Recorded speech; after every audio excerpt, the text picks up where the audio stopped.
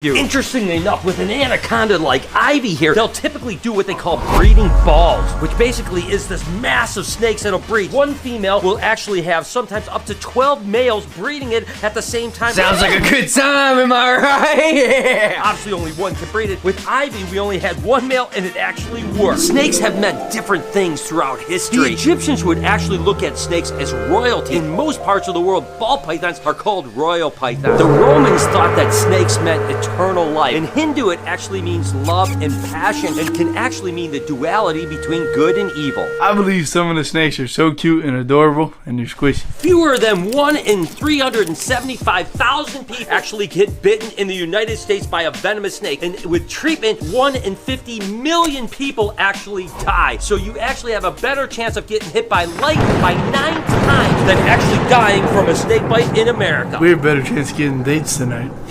Yeah. The rarest snake in the world is called the St. Lucia racer. There's only 18 to 100 left in the wild. 70% of all snakes actually lay eggs. The other 30% actually have live young. And in most cases, the reason that 30% have live young is because of the harsh climate that they're in and that the eggs probably wouldn't hatch.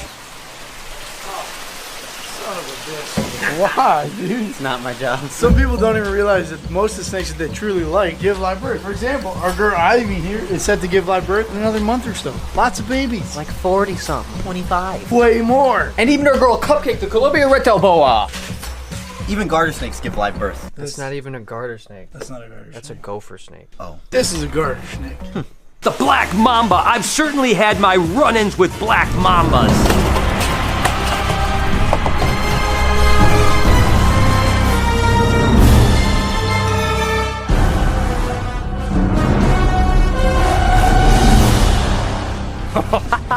This is awesome. I love this. And they'll wrap their tail around you sometimes. Oh my gosh, this is fantastic, Mike. How to handle it as safely as possible. That is absolutely incredible. And look at this guy. He's still fired up a little bit. They're the second longest venomous snake on the planet, and the fastest snake can be clocked up to 12 miles an hour. Whew, I wouldn't want to try to outrun one of those.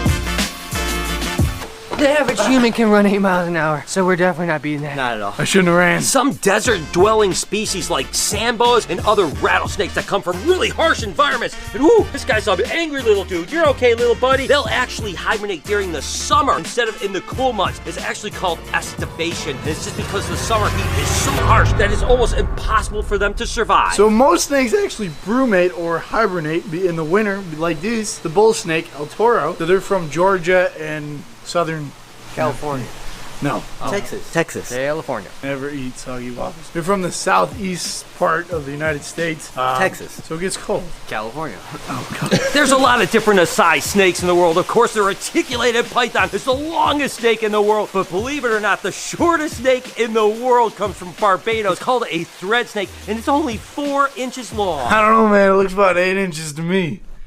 Just get the snake out. Alright, so we definitely don't have the world's smallest snake, but we have lots of the world's biggest snakes. So this is Gemma. Reticulated python. Tick. Currently 16.5 foot and 135 pounds. But you know Mike, he exaggerates, so it's probably a little bit under that. No, that's actually what she is. I don't know. Your dad measured her too.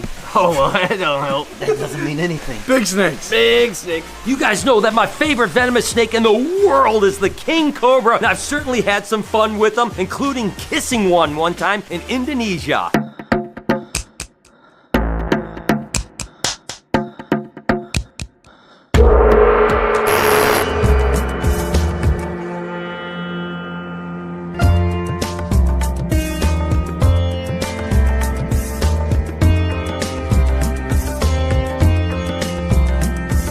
And they are the largest venomous snake in the world, can get up to 18 foot long, and their venom yield is so large that they could kill an elephant. Can it ride a bike? Can it juggle? Can it bungee jump? No, I didn't think so. Snakes actually don't have eyelids. They have an eye cap that's actually called a brill, and that's what protects their eyes from things like sand and dirt so that they can keep them protected. So I think I have too much eyelids. Because snakes eat giant meals, they can't suffocate while they're eating for sometimes up to 45 minutes. So what they do is they actually push their trachea out. It's called a glottis, so they can breathe while they're eating giant prey. When I used to breed Burmese python, I had the largest clutch of eggs that I'd ever had during my producing, and that was 98 eggs, just shy of 100 eggs. How incredible is that? But believe it or not, the slowest production snake is called the Arafua bile snake, and they only produce 1 egg every decade. Wait, what? That's right, 1 egg every 10 years. The word snake actually comes from the Indo-Proto-European term,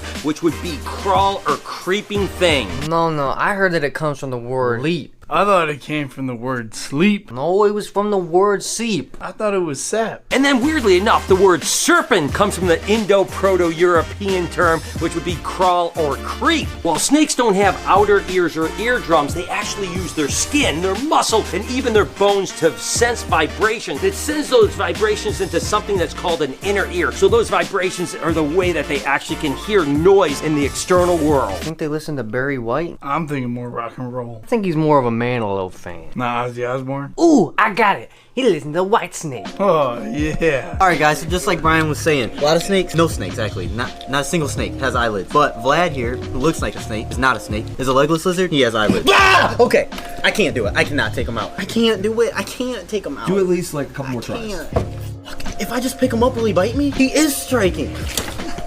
I can't do it. Mike, will you come help me, please? You got it, Mike. You got it. Mike, all right, give it to me. Give it to me. All right, guys, if you take a look, Mike. Remember his ears. Oh, yeah, Mike, turn it around now. Eyelids. The death adder from Australia is the fastest striking snake on the planet. They can go from a sitting position to strike, envenomation, and back to a striking position in 0.15 seconds. So that's almost... You hit me. Oh, that is almost the inside. equivalent of a human eye blinking. By the time that your eye closes, that snake would have latched on, envenomated you, let go, and back into that striking position. Almost that quick. I'm doing it with my eyes closed. The inland taipan from Australia is the world's deadliest land snake. I've had the pleasure to muck with them. Taipan, the deadliest land snake on the planet. Now the inlands are actually typically a little bit more chill than the coastals are. This guy would pack quite the punch. Again, drop for drop, the most potent land venomous snake on the entire planet. And their venom sac holds enough venom to actually kill 80 people. Some snakes, including this Dominican mountain boa, actually have the ability to poop whenever they want. Basically excreting musk type of thing. What this does, it makes them so stinky that a predator literally doesn't want to eat them. It's a really weird, bizarre defense mechanism. I've been concocting my own musk lately. Yeah, you ain't kidding, bro. Those protein farts? Definitely not opening up to... Oh, dude, what is that? The fear of snakes is actually called ophidiophobia. Believe it or not, 1/3 of all humans actually have this, meaning there might be this like inert kind of built-in nature where we're afraid of snakes, maybe for protection. But look at how cute that snake is there. There's no way that 1/3 of the population should fear such a beautiful animal. We've got our work cut out for us. So some people, like Mike here, actually have arachnophobia, and that's actually the fear of spiders. Mike, hold it. You got it. While Mike's suffering with that, some people have trypophobia. That's actually the fears of holes and patterns. So as you see, Noah, he doesn't like that. Snakes actually evolved from four-legged animals about 100 million years ago. And interestingly enough, boas and pythons, right down here, you can see these two little things right there. These are what they call vestigial spurs. And those are basically remnant of legs. I heard snakes have spurs, which are basically little legs. You know what we do if we had little legs? What would we do? We'd walk funny. Show me. You can't take big steps. Snakes can live on every country on the planet except for Ireland, Iceland, Greenland, and the North and South Pole. I hope you guys learned some things because I've got nothing else to teach you. Hope you guys enjoyed today's video. If you did, there's a playlist that you can watch all kinds of videos. You can also hit that subscription button. It would mean a lot to me. Also, hit that like